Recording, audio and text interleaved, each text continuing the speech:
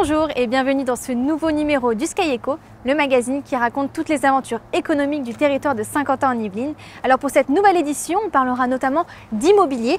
Le 19 septembre dernier, on s'est rendu à l'annuel rendez-vous des acteurs de l'immobilier. Quel bilan tire l'agglomération de Saint-Quentin en Yvelines et quels sont les nouveaux objectifs pour le territoire? On fait le point dans ce numéro, mais tout de suite, voici le sommaire de ce nouveau numéro du Sky Eco. Depuis son lancement en 2017, le SkiCube a déjà accompagné près de 80 startups.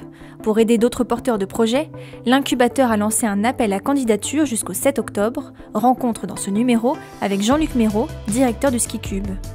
Saint-Quentin en Yvelines organisait le 19 septembre dernier le rendez-vous des acteurs de l'immobilier. Alexandra Rosetti, vice-présidente déléguée au développement économique et à l'attractivité du territoire de Saint-Quentin en Yvelines, fait le bilan dans le secteur et nous partage les nouveautés à venir. Le 11 octobre prochain, Saint-Quentin en Yvelines, en partenariat avec la ville de Montigny-le-Bretonneux, organise une rencontre autour du handicap. L'occasion pour les sociétés de prendre contact avec de potentiels futurs recrues en situation de handicap. On fait le point dans ce numéro.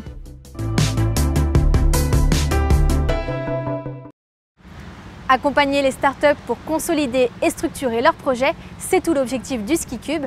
Pour mieux comprendre ce que propose l'incubateur, on est allé à la rencontre de Jean-Luc Méraud, directeur du SkiCube. Regardez.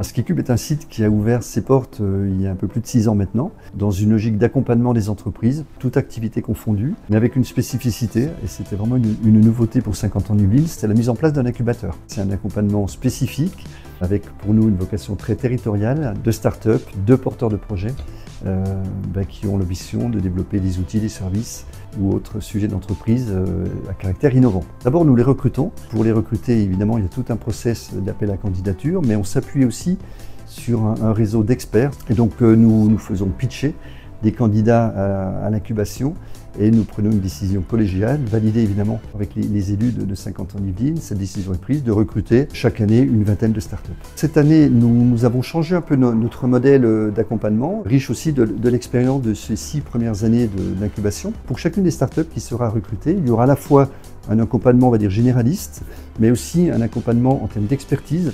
Et donc nous avons, au travers de ces prestataires, des experts dans le domaine juridique, dans le domaine du marketing, dans le domaine RH par exemple. Tous ces sujets d'expertise, nos startups pourront en bénéficier à raison de 70 heures par an. Notre incubateur est particulier puisque c'est un incubateur qui est à la fois généraliste mais à la fois territorial. D'une part, elles vont entrer dans un écosystème très dense avec des entreprises de renom et qui pourront les accompagner. L'appel à candidature a été lancé. Actuellement, les dossiers peuvent être déposés. Nous aurons une réunion d'information pour toutes les personnes qui souhaitent avoir des compléments d'infos le 24 septembre, ici à SkiCube. Et la date butoir pour déposer le dossier est le 7 octobre. Je vous en parlais en début d'émission. L'annuel rendez-vous des acteurs de l'immobilier organisé par Saint-Quentin en Yvelines a eu lieu le 19 septembre dernier. L'occasion de faire le bilan de cette année 2024 dans le secteur, mais aussi d'annoncer les nouveaux projets immobiliers prévus.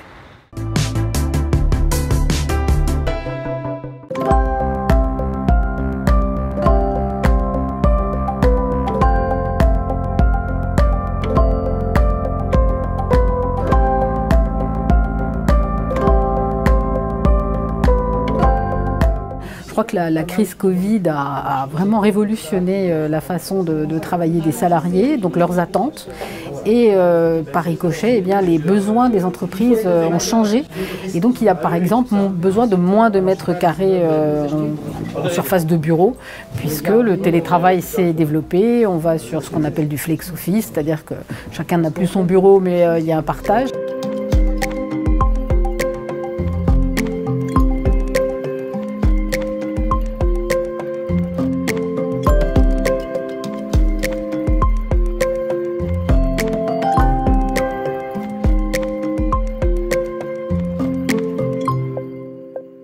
Alors c'est évidemment revitaliser par exemple des zones d'activité. En fait c'est toute la façon de penser le travail qui est en train d'évoluer. Et c'est par exemple ce qui aussi a été présenté ce matin avec l'immeuble Le Premium qui est en cours de reconstruction dans ce qu'on appelle l'hypercentre Montigny, c'est-à-dire à proximité de la gare.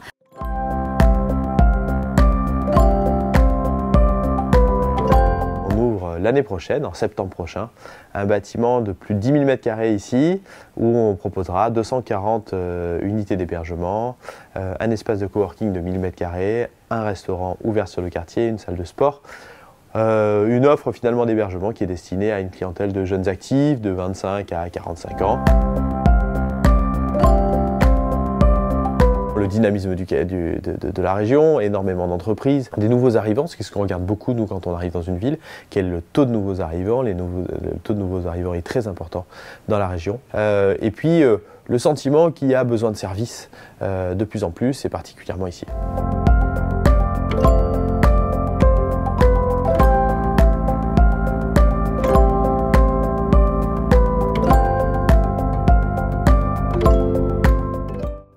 Saint-Quentin-en-Yvelines, en collaboration avec la ville de Montigny-le-Bretonneux, organise une rencontre autour du handicap le 11 octobre prochain. L'objectif, mettre en relation des candidats en situation de handicap et des entreprises pour faciliter le recrutement. Regardez. Depuis le 10 juillet 1987, la loi impose aux entreprises de plus de 20 salariés de recruter au moins 6% de personnes en situation de handicap. Alors pour mettre en relation les travailleurs et les sociétés, Saint-Quentin-en-Yvelines, en collaboration avec la ville de Montigny-le-Bretonneux, organise un événement, la rencontre autour du handicap. L'objectif premier, c'est que effectivement les entreprises puissent recruter et que les candidats puissent être embauchés. L'idée, c'est véritablement de se connaître déjà, de pouvoir travailler ensuite ensemble sans avoir besoin d'organiser forcément des événements pour ce faire. Cette rencontre aura lieu le 11 octobre à Montigny-le-Bretonneux.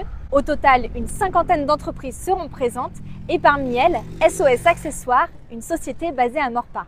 La rencontre, c'est avant tout d'avoir des contacts avec les AGFIP pour pouvoir être en contact avec eux et qu'ils nous aident à inclure le handicap au sein de la politique de l'entreprise.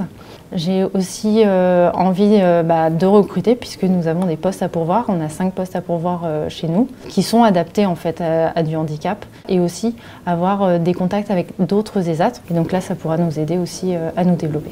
En plus des différentes conférences qui auront lieu toute la journée, une animation sera également proposée aux entreprises. La société DCA Handicap mettra à disposition gratuitement un casque de réalité virtuelle pour sensibiliser au handicap. On termine ce numéro avec l'agenda. Ce mois-ci, ne manquez pas la réunion d'information pour intégrer l'incubateur SkiCube. Si vous êtes porteur de projet ou que vous dirigez une start-up en pleine croissance, le SkiCube vous propose une offre d'incubation ou d'accélération. Un appel à candidature est ouvert jusqu'au 7 octobre 2024. Si vous êtes intéressé et que vous souhaitez en savoir plus, une réunion d'information est prévue le 24 septembre prochain de 14 h à 15 h 30 au SkiCube. La rencontre info de la BPI France, amorçage, développement, vue d'ensemble des différents prêts disponibles ou encore garantie de fonds propres, le 3 octobre 2024 de 14 h à 16 h au SkiCube, la BPI France présentera ses aides aux porteurs de projets. C'est déjà la fin de ce numéro, merci de l'avoir suivi, rendez-vous le 4 octobre prochain pour une nouvelle édition. En attendant, prenez soin de vous.